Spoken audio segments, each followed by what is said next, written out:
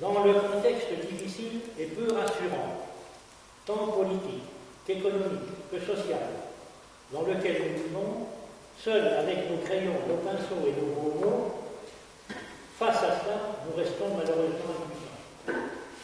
Reste que grâce à la magie de la couleur, nos œuvres se révèlent être comme une excellente thérapie contre la grisaille qui obscurcit notre quotidien.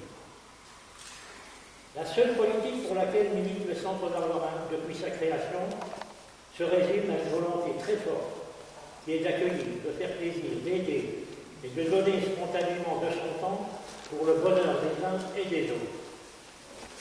Ce que jamais le Centre d'Art Lorrain n'a renié. La terre du bassin de Longwy est dure, aride pour les arts. Pour la défricher, la labourer, l'ensemencer, nécessite beaucoup de peine et d'efforts. La récolte que nous tirons de cette terre nous récompense de nos efforts et nous remplit de fierté. Nous visons par le biais de toutes les actions que mène le Centre d'Art Lorrain d'arriver à la construction d'un monde plus beau et meilleur et de promulguer une vraie vie culturelle prospère aux retombées attractives et économiques pour Longwy et les habitants de toute sa périphérie. Ces propos n'engagent que moi. Ceux qui me connaissent savent que c'est en les exprimant que je recharge mes batteries. Dommage que ce ne soit pas la même chose pour les caisses de notre association.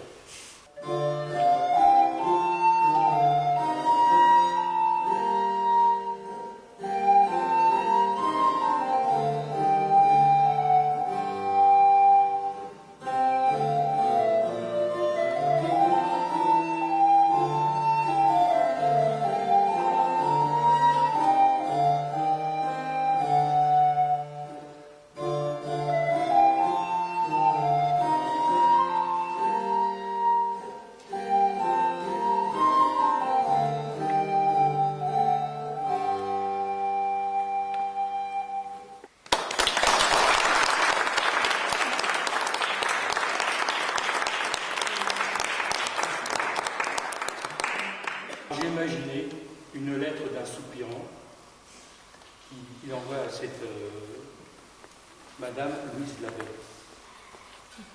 Madame, hier soir, au cours du banquet, vous m'avez touché jusqu'au tréfonds du cœur.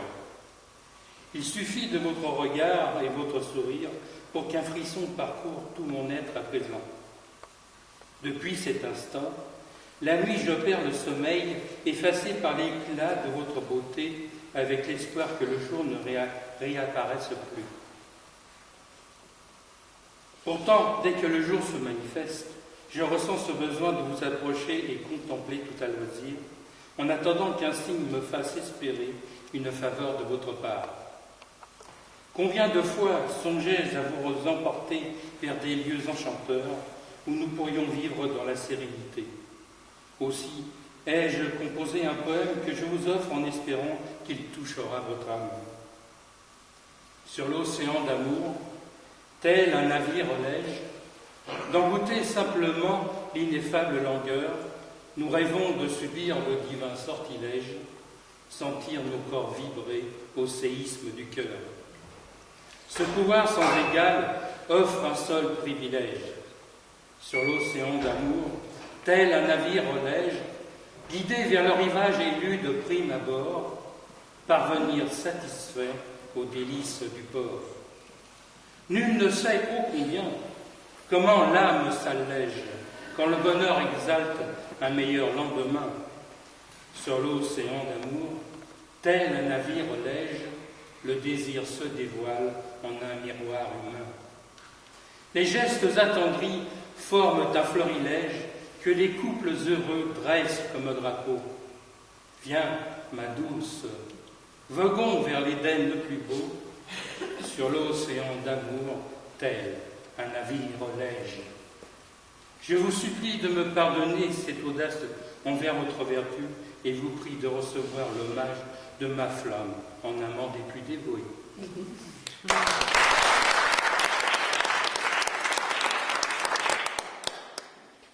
Cette année, le prix Louise Labbé est remis à M. Serge Santerre de Jacob Belcombette. Voilà, ça va.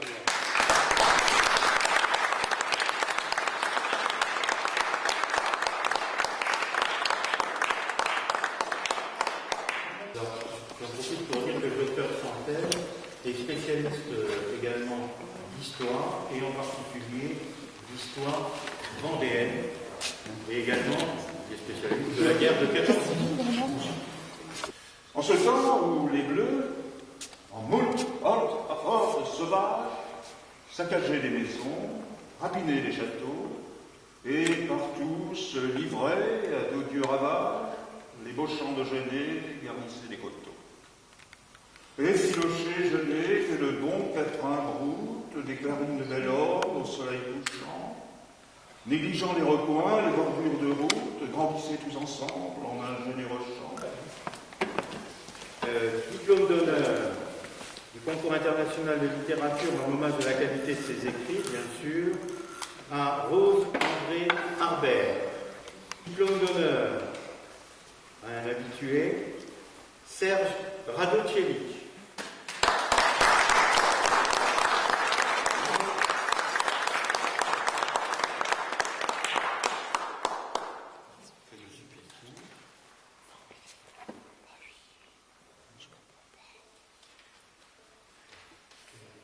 Diplôme d'honneur à Nivelle Laurent. Diplôme d'honneur à Alain Bontemps. Diplôme d'honneur à Nicole Bardin-Laporte.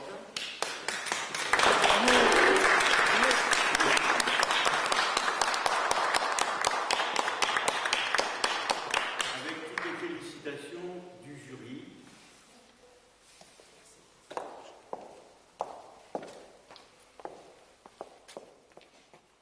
Diplôme d'honneur à Viviane Montagnon.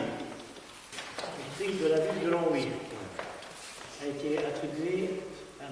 Georges Vénestirus.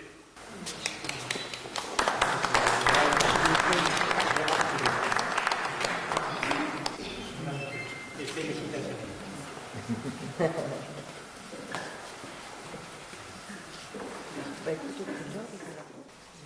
Le prix de l'Académie de Lutèce à Nicole Métivier.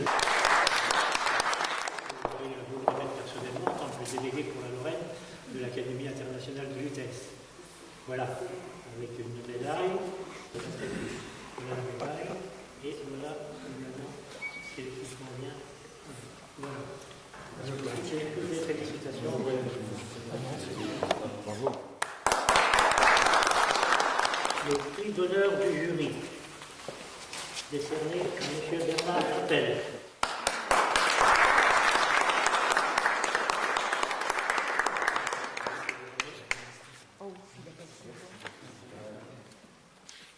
Voilà. Félicitations. Merci. Le prix spécial du jury, décerné à Monique Lacroix-Terrier. Le prix du Centre d'art lorrain à Pierre Vincent.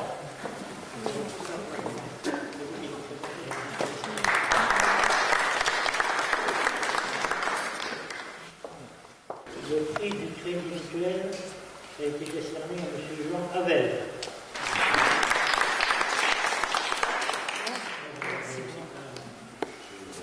C'est bien, félicitations, et vous le félicitez dans votre part.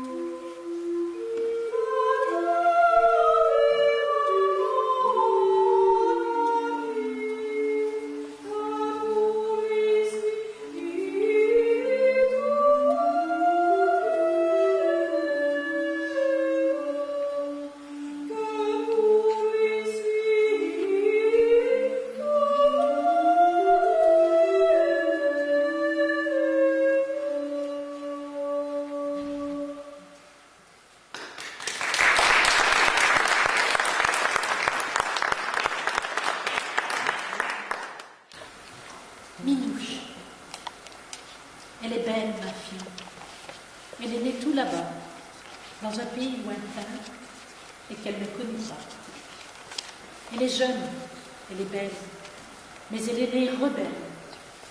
De vocables curieux, ses phrases le libèrent. Tout l'insurge, la révolte, lui hérisse le poil.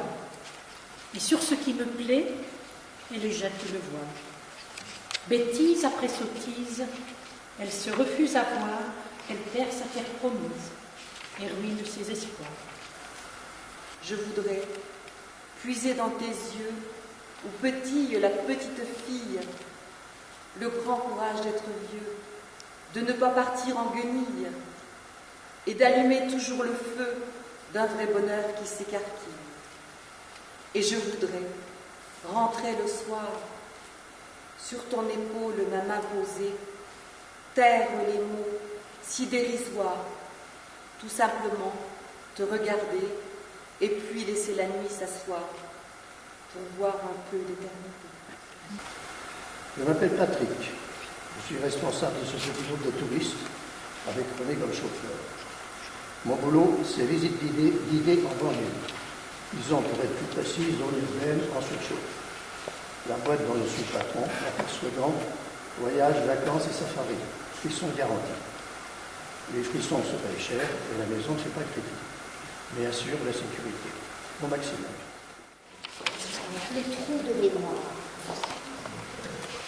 Je recherche une idée et ne la trouvant pas, de la cave au grenier, je transporte mes pas. J'inspecte mes placards, dévaste mon armoire, mes ailes s'est enfui au creux de ma mémoire. J'avais pourtant les mots à coucher au papier, mis le fruit dans le verre et compté chaque pied, afin que l'écriture, en le jeu de ma plume, parle de la propos, ce récit que j'assume. Sous l'herbe du verger où le ver se repose, il abat du travail, même au cours du repas. Celui qui fait des vers fait pareil, je suppose. Du moins, c'est ce qu'on dit, puisqu'on ne le voit pas. Dans le jardin des mots, où règne le silence, à remuer la terre en s'arrêtant surtout sur la teinte d'un vers ou son équivalence, le poète s'amuse en vers et contre tout. Et le vers à la main, les yeux clos, il compose dans sa tête la rime et son accord parfait, dans l'espoir d'arriver, quand la règle l'impose, vers le plus que parfait, pour qu'il soit satisfait. Dans le fond, tous les deux craignent la même chose, c'est qu'on les coupe, ou ce n'est pas du tout bien vu. L'un d'un coup de bêche à l'endroit qu'il expose, et l'autre à l'hémistiche, en plus au dépourvu.